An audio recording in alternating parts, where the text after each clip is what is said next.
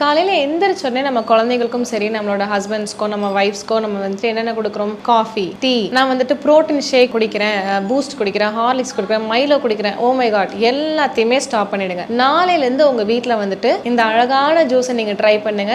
என்னன்னு கேட்டிங்கன்னா, வெள்ளை பூசணி juice, white pumpkin, ash card. So கண்டிப்பாக இந்த ஒரு ஜூஸ் வந்துட்டு உங்களோட லைஃப்பில் ஒரு பெரிய பெரிய மாற்றத்தை கொண்டு வரும். வெள்ளை பூசணி ஜூஸ் எப்படி போடலாம்? நீங்கள் வெள்ளை பூசணியை தோல் மட்டும் நீக்கிட்டு ஒரு மிக்சியில் போட்டு நல்லா அரைச்சிட்டு ஒரு மெஷ் கிளாத்தை வச்சு நல்லா வடிகட்டி ஜூஸை மட்டும் எடுத்துட்டு கொஞ்சோண்டு உப்பு, பெப்பர், தேன் ஊற்றி நீங்கள் சாப்பிடலாம். வீசிங், சைனஸ், ஆஸ்துமா இருக்கிறவங்க வந்துட்டு எடுக்காதீங்க.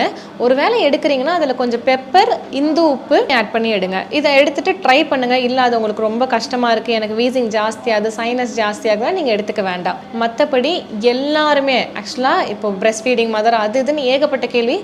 எல்லாருமே வெள்ளை பூசணி ஜூஸை ரெகுலராக எடுக்கலாம், வாழ்நாள் முழுக்க எடுக்கலாம். அவ்வளோ அருமையான மருத்துவ குணங்கள் அந்த ஜூஸில் இருக்குது.